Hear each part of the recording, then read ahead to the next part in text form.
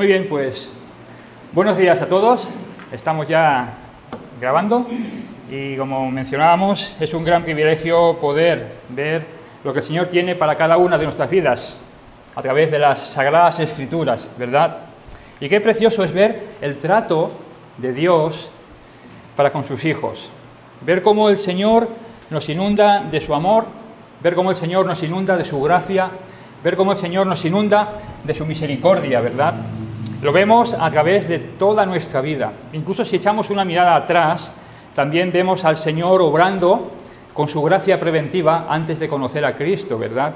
Podemos ver cómo el Señor nos ha cuidado y las circunstancias de la vida nos ha llevado a la palabra de Dios por medio de la guía del Espíritu Santo y ha abierto los ojos de nuestro entendimiento y nos ha dado esa maravillosa luz que es el Evangelio, en el cual caímos de rodillas delante del Señor Jesucristo y pasamos de muerte a vida. Y ver el precioso y maravilloso trato de Dios en cada una de nuestras vidas, en cada uno de nuestros corazones, ¿verdad?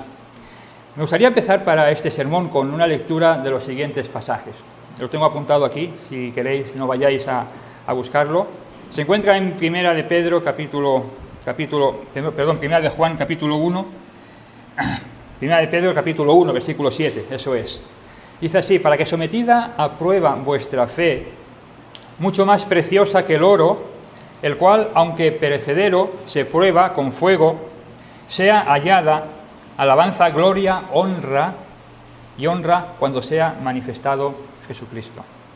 Otro texto, en Primera de Juan, capítulo 5, versículo 5, porque todo lo que es nacido de Dios vence al mundo, y esta es la victoria que ha vencido al mundo, nuestra fe. ¿Quién es el que vence al mundo? Sino el que cree que Jesús es el Hijo de Dios. Otro texto, Mateo 17, 20. Si tuvierais fe como un grano de mostaza, diríais a este monte: pásate de aquí allá, y se pasará. Estas son palabras del Señor Jesucristo. Y nada os será imposible. Como podéis vislumbrar un poquito, hoy vamos a estar hablando sobre la fe. Sobre la fe. Ese maravilloso don, ese maravilloso regalo de Dios que nos ha dado y en las cuales testimonio es y nos da testimonio las Escrituras, que es un don de Dios, un regalo de Dios. En segunda de Tesalonicenses 3:2 nos dice: porque no es de todos la fe, porque por gracia sois salvos por medio de la fe, y esto no de vosotros, pues es don de Dios, no por obras, para que nadie se gloríe, ¿verdad? Vamos a estar hablando de la fe. Y el texto principal para la predicación de esta mañana es el siguiente. Dijo un hombre delante del Señor: creo, ayuda a mi incredulidad. Esta preciosa exclamación de este hombre: creo, ayuda a mi incredulidad. Muy bien, vamos a encomendar la predicación al Señor y tenemos un tiempo de oración y empezamos la meditación, ¿vale? Vamos a orar. Amado Padre y Señor nuestro, muchas gracias por esta tremenda exclamación de este hombre que delante de ti manifestó su profunda necesidad. Creo, ayuda mi incredulidad. Y esa exclamación la hago mía, personal, íntima, y Señor eterno, es de buen seguro también de cada uno de los hermanos. Y deseamos, Señor, pues incrementar día a día nuestra fe en ti, confiar profundamente en ti, y sabiendo que a pesar de los pesares, a pesar de los avatares de este mundo, los avatares del corazón, los avatares de diferentes circunstancias, incluso nuestra propia presuposición de la vida nos puede dar malas pasadas, y deseamos poner todos nuestros ojos en ti, confiar plenamente en ti y guardar este precioso tesoro que tú nos has dado, que es la fe. A ti encomendamos, amado Padre, este tiempo.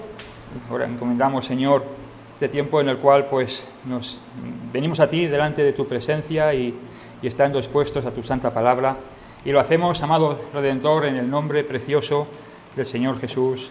Amén. Muy bien, pues qué tremenda afirmación, ¿verdad? Creo, ayuda a mi incredulidad. ¿Quién de nosotros no haría suya esta exclamación? ¿Quién de nosotros sería capaz de decir, yo tengo suficiente fe, la tengo al máximo y no necesito ningún tipo de incremento, ni de oración, ni de petición al Señor, porque yo soy un hombre, soy una mujer de fe?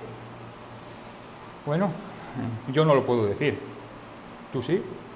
Este hombre se vio su necesidad y dijo, creo, ayuda mi incredulidad. Es un texto que hoy vemos en una preciosa historia de un hombre que fue al Señor Jesucristo abriendo todo su corazón, toda su alma, con fe, y le presentó una profunda necesidad. Una necesidad como padre por su hijo endemoniado. Ya vais viendo un poquito, encuadrando la historia. Y en esta terrible circunstancia vemos la maravillosa obra de Dios obrando en el corazón de este hombre y en el corazón de su hijo y en el corazón de sus discípulos que estaban observando lo que estaba sucediendo. Necesidad espiritual, en este caso, en referencia a la fe, en el contexto del pasaje. Lo veremos en la lectura. Vamos a abrir nuestras Biblias, nuestros corazones, y vamos a ir a Marcos, capítulo 9, y vamos a leer los versículos del 14 hasta el 29, ¿vale? Esta es la historia en la cual vamos a estar meditando durante esta mañana. Lectura del Evangelio según San Marcos, capítulo 9, versículos del 14 hasta el 29. Lo tenemos todos, las Biblias, y así dice la palabra del Señor en este precioso texto. Versículo 14, cuando llegó a donde estaban los discípulos, vio una gran multitud alrededor de ellos y escribas que disputaban con ellos. Y enseguida toda la gente, viéndole, se asombró. Y corriendo a él, le saludaron. Y él les preguntó, ¿qué disputáis con ellos?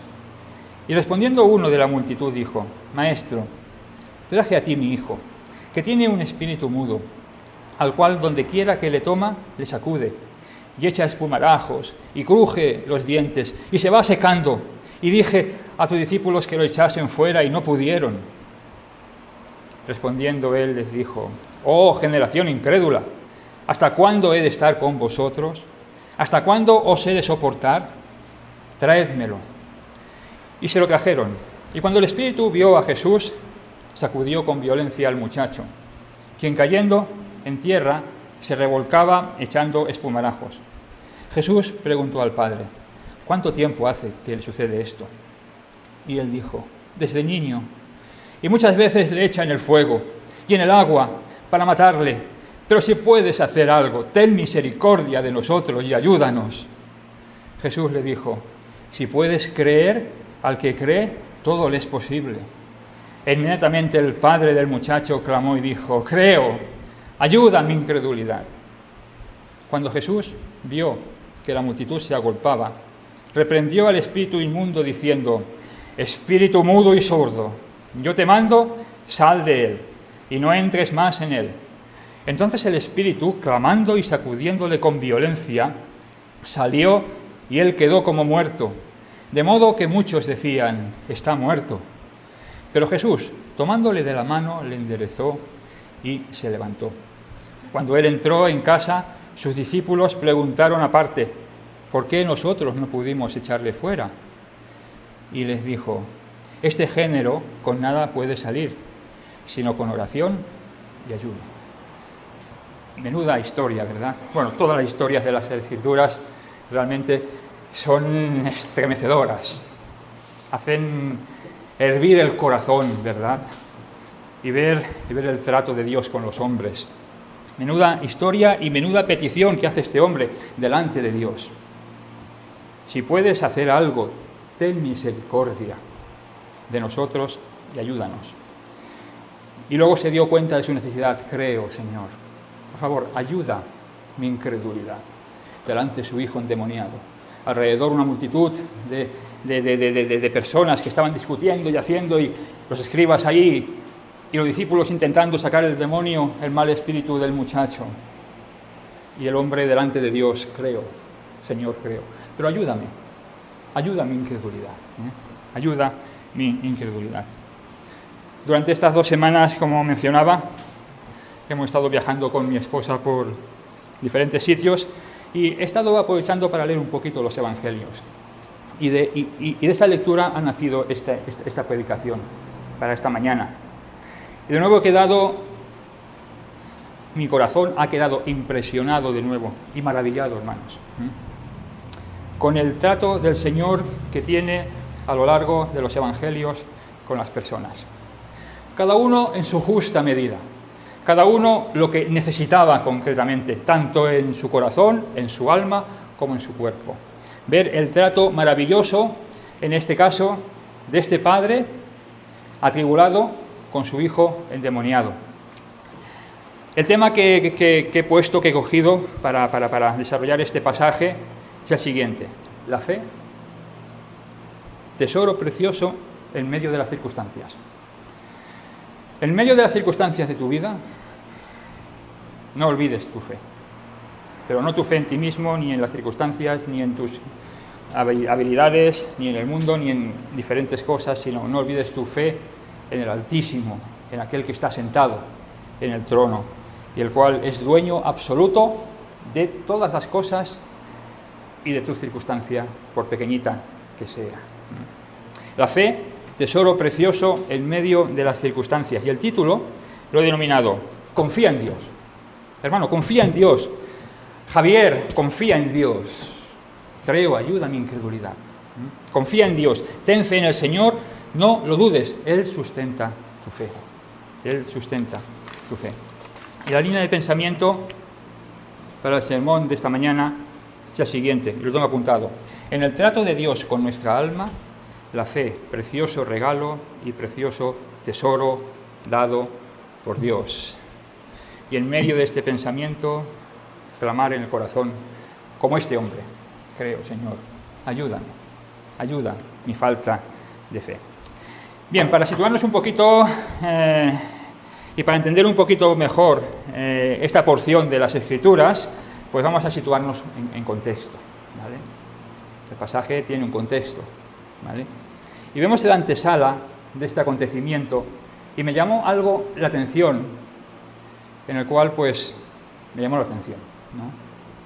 Y vemos que viene derivada de 3 eventos prominentes anteriormente a este evento.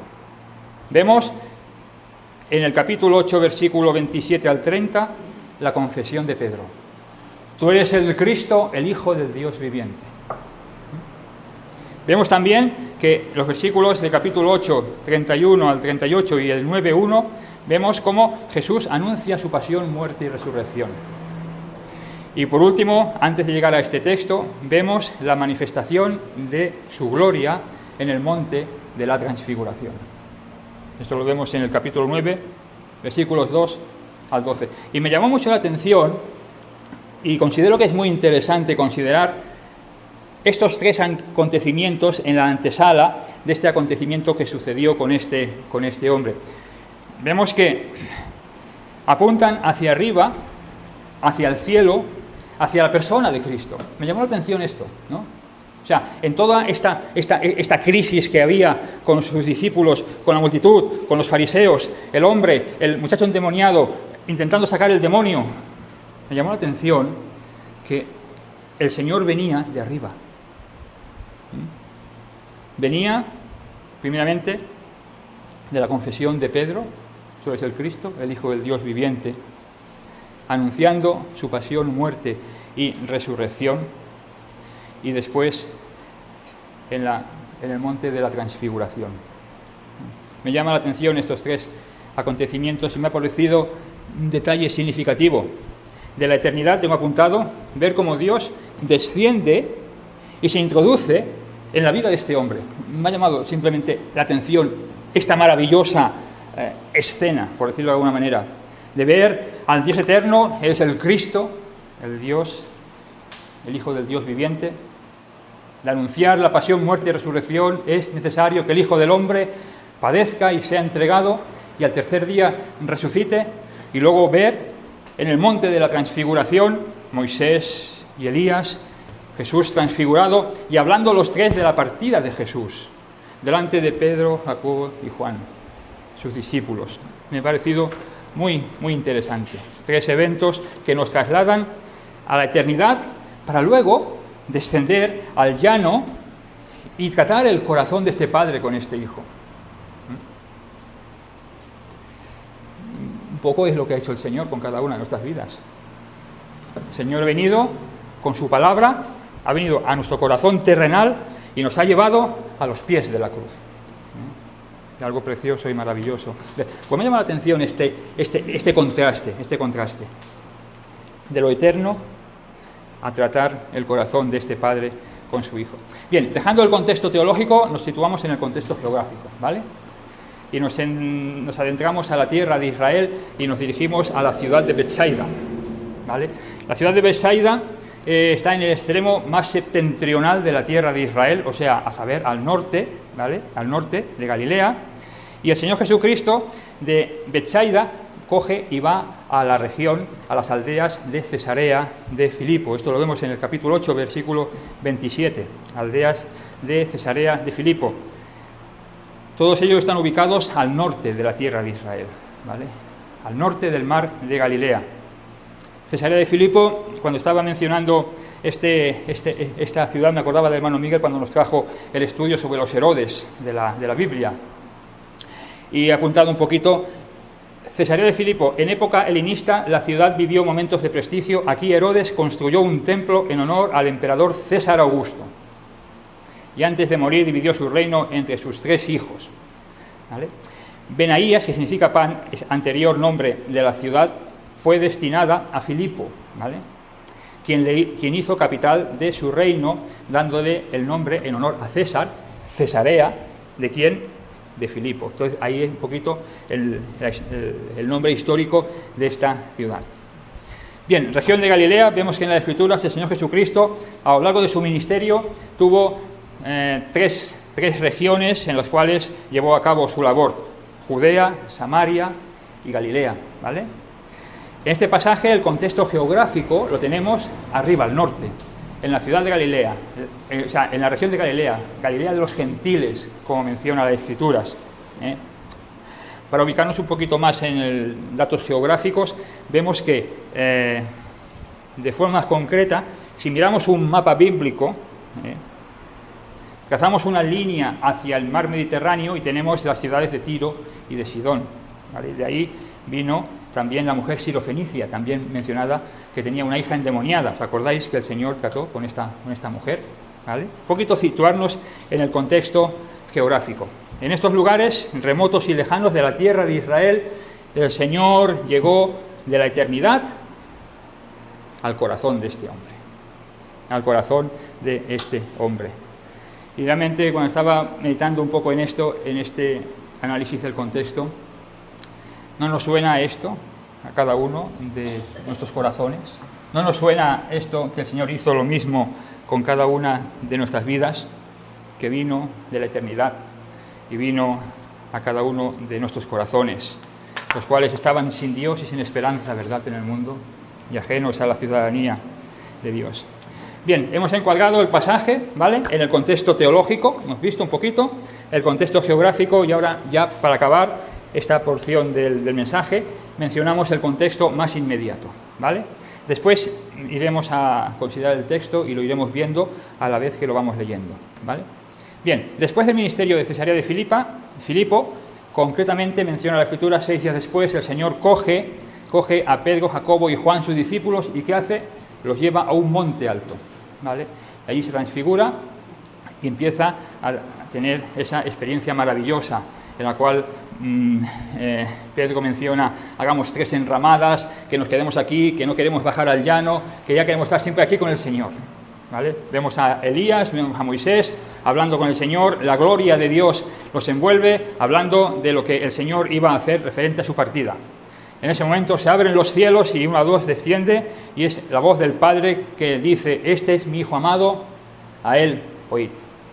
De repente los discípulos se dan cuenta de que estaba solo con Jesús y descienden del monte. Y mientras descienden van hablando de lo que el Señor iba a hacer en la cruz del Calvario. Venimos con Cristo y sus 3 discípulos del monte alto y llegamos al llano donde estaba el resto de sus discípulos, donde estaba una gran multitud, donde estaban los escribas y fariseos, los escribas discutiendo con la multitud, con los discípulos, y una profunda necesidad de un hombre con su hijo endemoniado. Así que el bosquejo que he seleccionado para este texto, a fin de sacar algunas aplicaciones para cada una de nuestras vidas, es el siguiente. Vamos a ver 3 puntos en este pasaje. Vamos a ver primero la realidad del hombre fuera de Dios. Punto número 1. Punto número 2, veremos que Dios llega al hombre.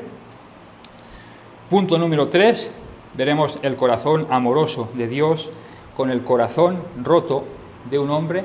Y como conclusión veremos la enseñanza que reciben sus discípulos.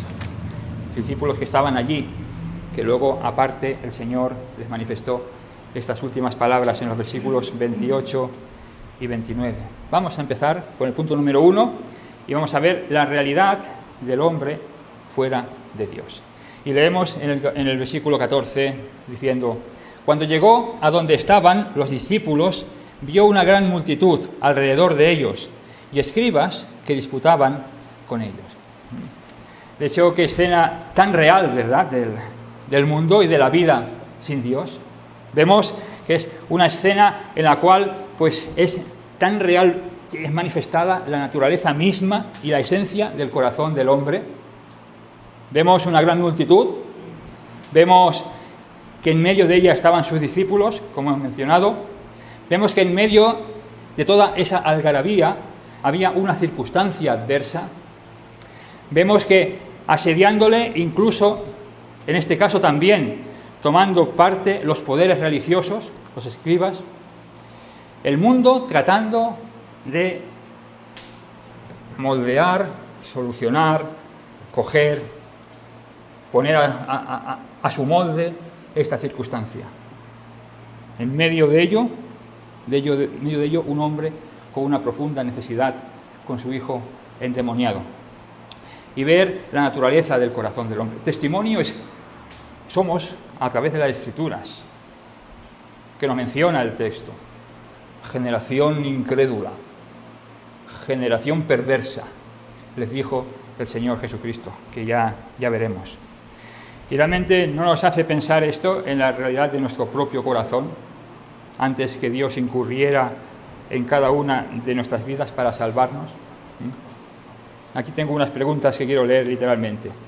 ¿No era nuestra vida como una vultuosa multitud asediándonos? Se pone a pensar y antes de Cristo teníamos una vida turbulenta, como mínimo en el corazón. ¿Se quiere reconocer o no? Es cierto. Porque vamos sin rumbo, sin dirección y sin Dios en el mundo. Y ese vacío no lo puede llenar nadie, sino solamente es Dios. Una multitud. ¿No era nuestro corazón con interminables discusiones intentando argumentar y ver el sentido de la vida? ¿Cuántas veces yo siendo joven, miraba a los cielos y miraba a las estrellas y decía, ¿qué hay después de la eternidad? ¿No era nuestra vida así, sin esperanza alguna, sin Dios y ajenos al pueblo de Israel? Es verdad. Estábamos sin Dios y sin mundo, o sea, sin Dios y sin esperanza en el mundo. Volviendo al texto y volviendo a esta escena inicial del pasaje, vemos unas realidades con sus consecuencias. Mientras sucedía esto, en el primer versículo, en el 14, Cristo no estaba. Recordamos dónde estaba. Estaba en el monte de la Transfiguración.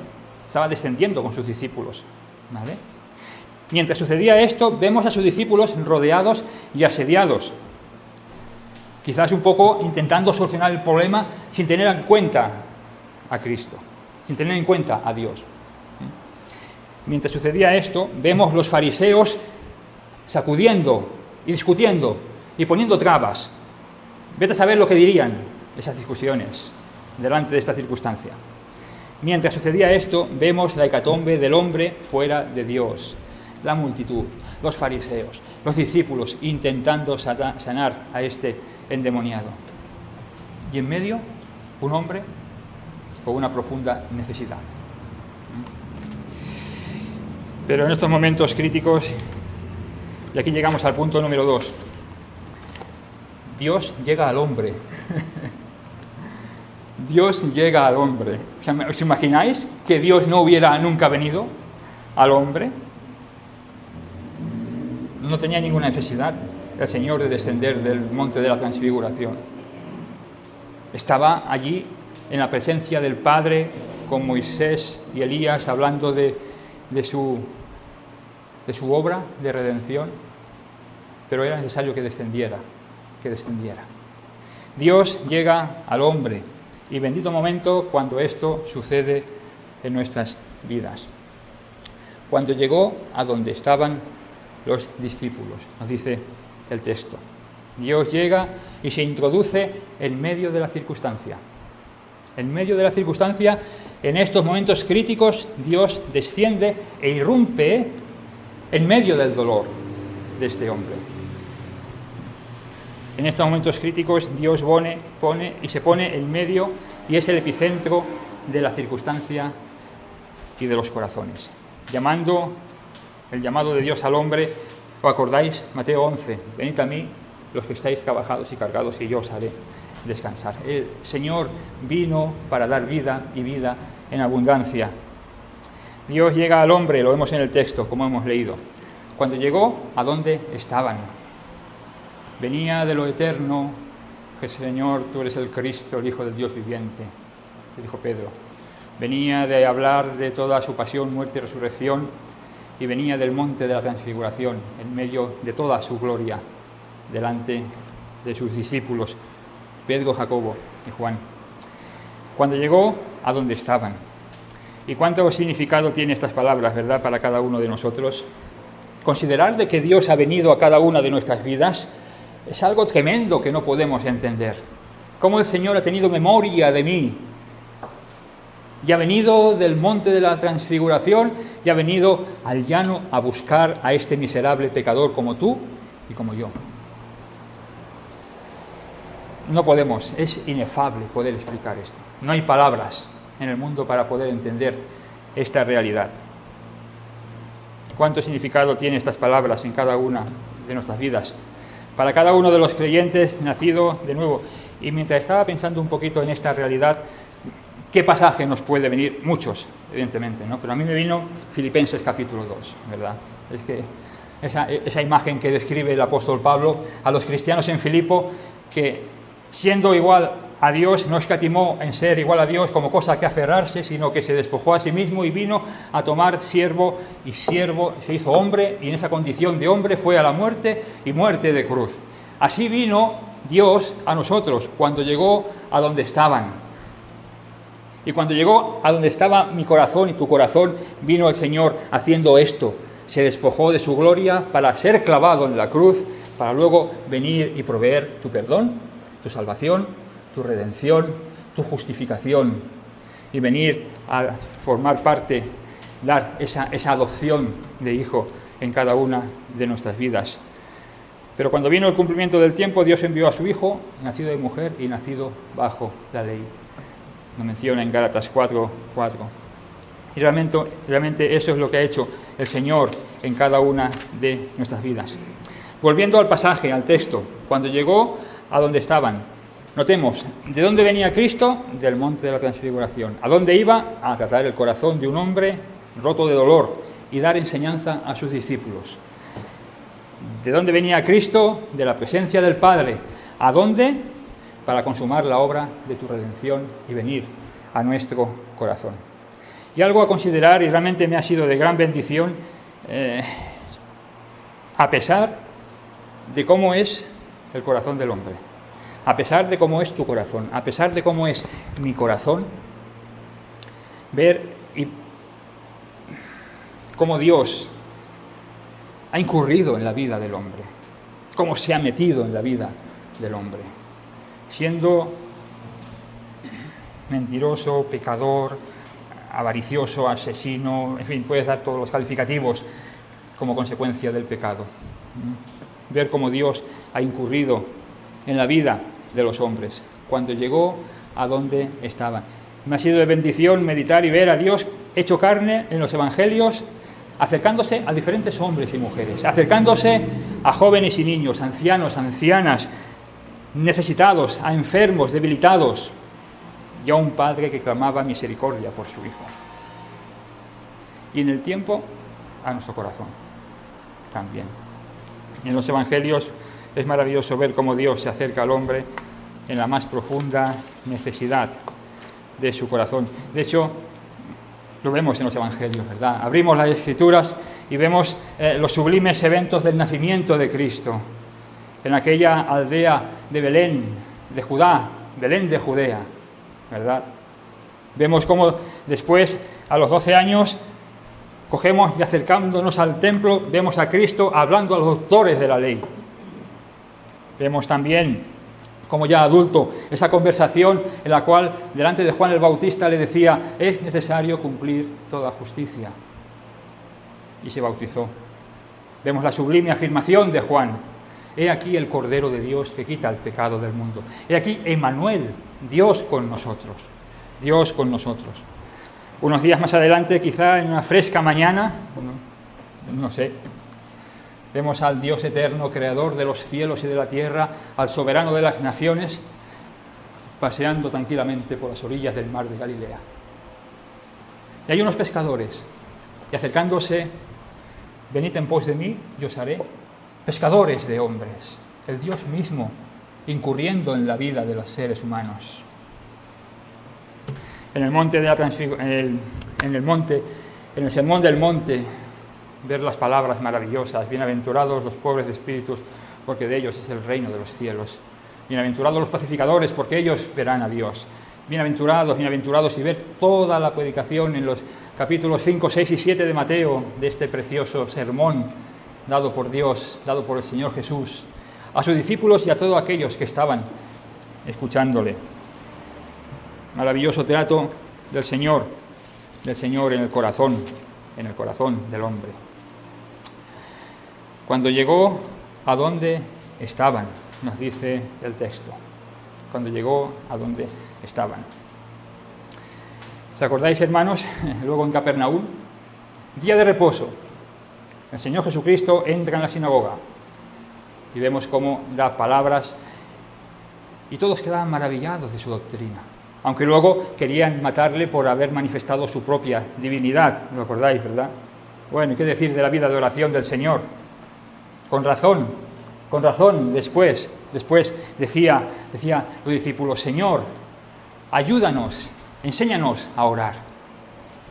Enséñanos a orar. La vida de oración del Señor, la sanación de un leproso. ¿Os acordáis de Jairo, de la mujer que tocó el manto del Señor Jesús? Qué historias, ¿verdad?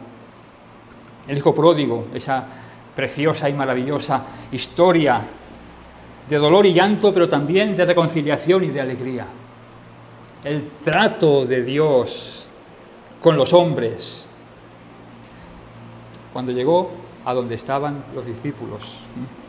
La mujer adúltera, qué palabras tan preciosas les dijo, ¿verdad? ¿Dónde están los que te acusaban?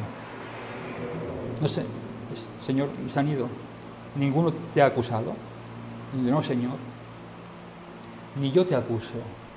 Ve y no peques más. Ve y no peques más. Bueno, ¿y qué podríamos decir? Hablar. Estaríamos todo el día hablando de los acontecimientos y los eventos del Señor, ¿verdad? Viniendo e incurriendo en la vida de las personas. Y todo ello paso a paso para acercarse a un monte, a otro monte, ya no de la transfiguración donde se manifestaría la gloria de Dios en Cristo, sino en el monte de la humillación, en el monte Calvario, donde Cristo iba a ser crucificado, iba a entregar su sangre para redimir al hombre de su delito y de su pecado. Me gustaría leer una pequeña oración que he puesto y unas afirmaciones para que no se quede nada en el tintero. Hermanos, la vida y ministerio del Señor Jesucristo debe de ponernos de rodillas al leer los evangelios y exclamar a voz en cuello con todo el corazón diciendo: cuánto me has amado, oh Señor Dios eterno. Señor, contemplo esto, creo, ayuda mi incredulidad. Ayuda mi incredulidad. Esta exclamación debe ser como una flecha ardiente penetrando y entrando en lo más profundo de nuestros corazones. Y realmente debe ser así, porque nos miramos a nosotros mismos y, Señor, mira cómo soy. Mira mis torpezas, mira mis carencias, mira mis incapacidades. Realmente, mira cuán débil soy, Señor. Incapacitado por mí mismo para vivir mi vida cristiana. ¿Has intentado vivir tu vida cristiana por tus fuerzas? ¿Alguna vez? Yo sí, lo siento mucho. Yo soy abriendo mi corazón en esta mañana y yo he sido un hipócrita. Y he intentado vivir la vida cristiana poniendo una sonrisa cuando mi corazón no estaba acorde con lo que el Señor manifiesta en su palabra. Ha sido terrible.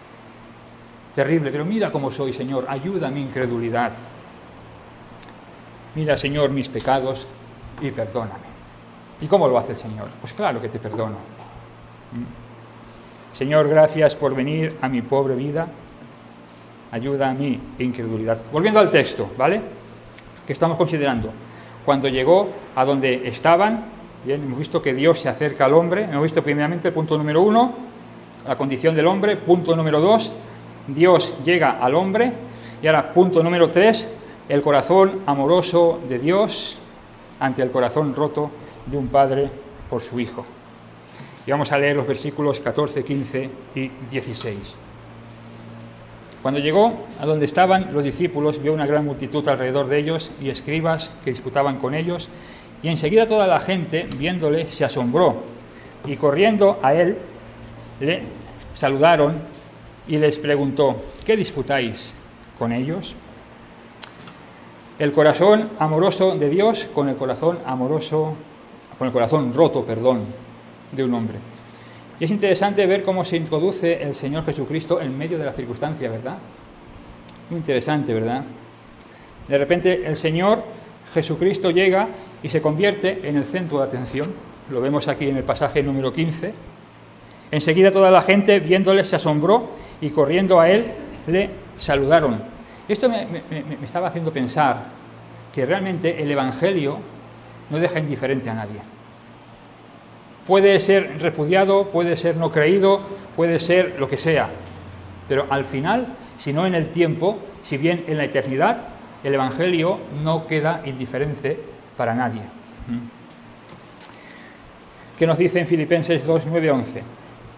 Con lo cual Dios también lo exaltó hasta lo sumo y le dio un nombre que es sobre todo nombre, para que en el nombre de Jesús se doble toda rodilla de los que están en el cielo, en los cielos y en la tierra y debajo de la tierra, y toda lengua confiese que Jesucristo es el Señor, para gloria de Dios Padre. El Evangelio no deja indiferente absolutamente a nadie. Si bien en el tiempo, luego en la eternidad. Al final, toda rodilla será hincada y toda lengua confesará que Jesucristo es el Señor. Es interesante ver aquí en el versículo 15, enseguida que llegó, en medio de la circunstancia, toda la atención se puso en la persona del Señor Jesucristo. Era Dios quien estaba en medio de esa circunstancia. Era el Dios mismo, creador de los cielos y de la tierra. Seguimos con el texto que estamos considerando, y en el versículo 16, Él les preguntó: ¿qué disputáis con ellos? Una pregunta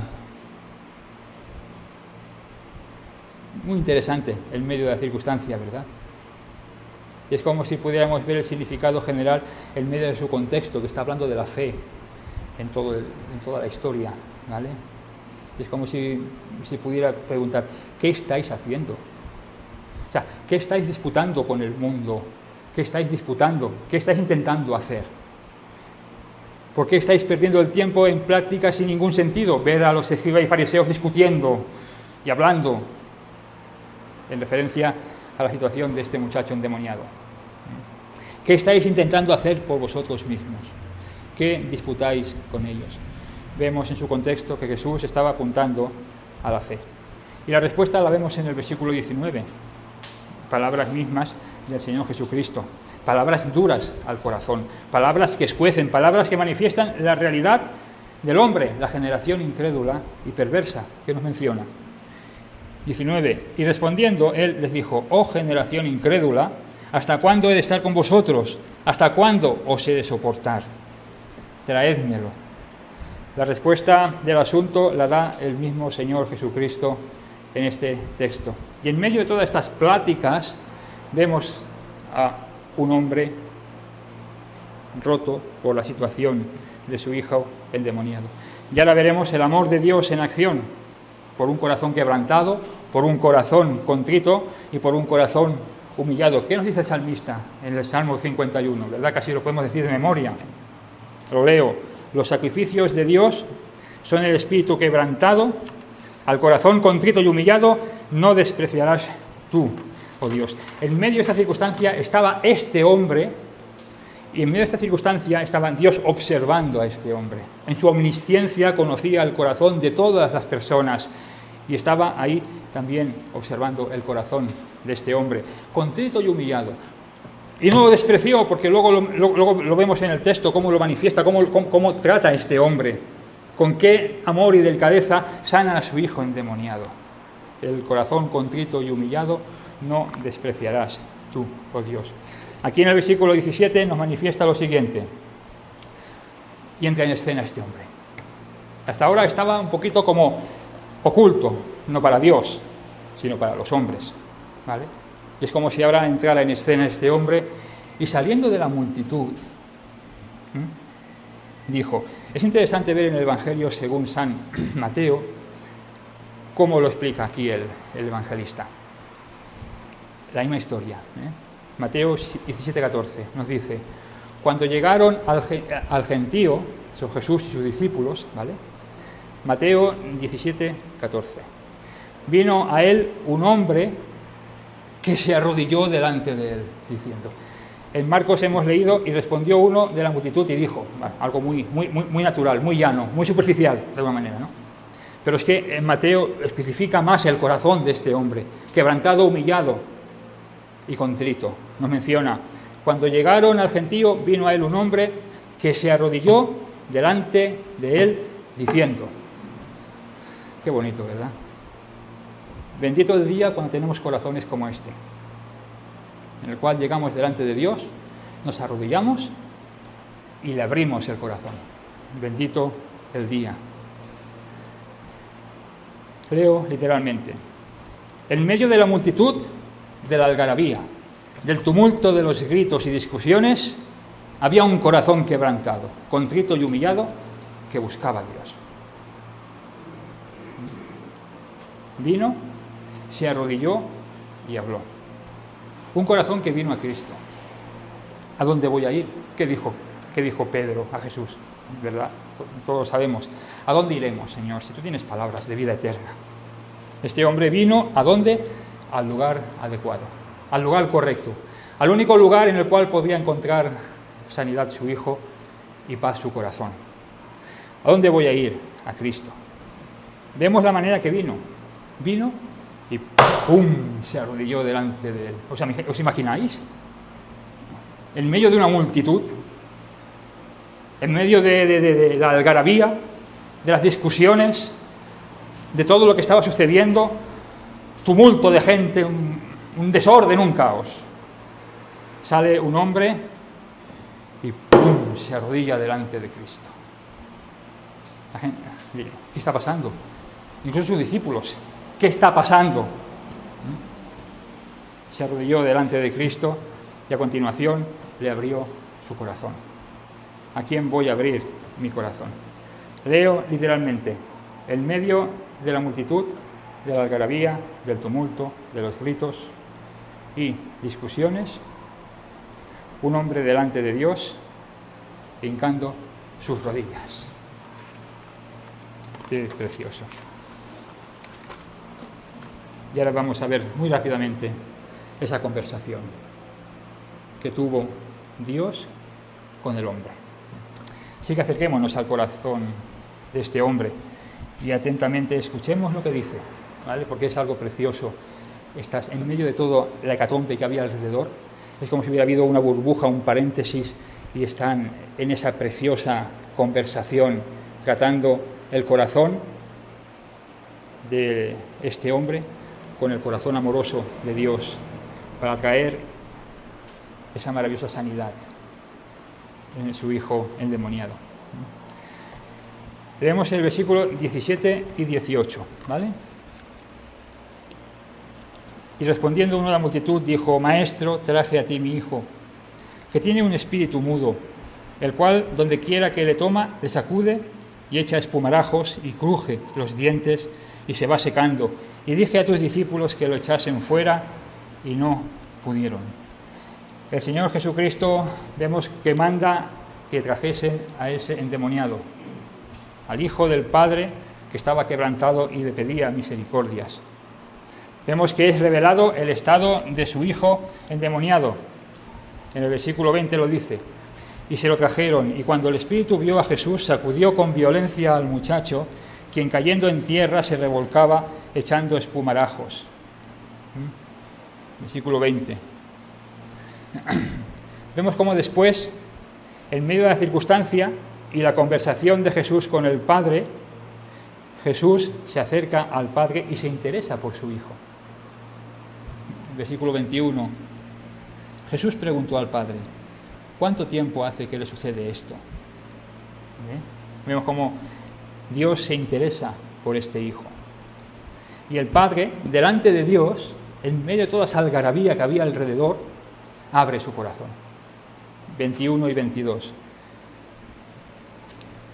Le dice, y él dijo: desde niño, y muchas veces le echa en el fuego y en el agua para matarle, pero si puedes hacer algo, ten misericordia de nosotros y ayúdanos. El Padre, delante de Dios, abre su corazón y le pide que le ayude. Jesús le dice estas preciosas palabras: si puedes creer, al que cree, todo le es posible. Y vemos cómo este padre se da cuenta de su incredulidad y le dice: Señor, creo, ayuda mi incredulidad. Vemos esa relación entre Dios y este hombre quebrantado y humillado, y vemos el corazón de este hombre derramado delante de Dios. Dios le concede la petición y sana a su hijo endemoniado. El trato de Dios con las almas. Versículo 25. Y cuando Jesús vio que la multitud se agolpaba, reprendió al espíritu inmundo diciendo: espíritu mudo y sordo, yo te mando, sal de él y no entres mal de él. ¿Qué vemos aquí? Al Dios soberano actuando en medio de la circunstancia, en medio del dolor de este padre, en medio de toda la hecatombe que le rodeaba. Vemos al Dios, Rey de reyes, Señor de señores, interesado por este corazón y actuando y trayendo sanidad. Jesús reprendió al espíritu maligno. Jesús mandó al espíritu maligno. El espíritu maligno obedeció. El hijo quedó sano de su azote y de su posesión. Versículo 27. ¿Y cómo lo explica? Algo maravilloso. Pero Jesús, tomándole de la mano, le enderezó y se levantó. Jesús le tomó, le enderezó y le levantó. Es que eso, todo lo que estamos explicando, de una forma personal, es lo que ha hecho Dios en cada una de nuestras vidas. Y es algo precioso y maravilloso. Creo, ayuda mi incredulidad. Y como conclusión, llegamos a la tremenda exhortación y enseñanza que con esta circunstancia el Señor Jesucristo dio a sus discípulos. No nos olvidemos que estaban sus discípulos observando todo lo que estaba sucediendo. Cuando Jesús llegó con Pedro, Jacobo y Juan, el resto de sus discípulos estaban en medio de la circunstancia. Y los discípulos vieron todo lo que Dios estaba haciendo, lo que Jesús manifestó, escucharon las palabras de Jesús con el hombre, el testimonio del hombre hacia Jesús, y todo eso fueron testimonios, los testigos. Testimonios de escuchar: creo, ayuda mi incredulidad.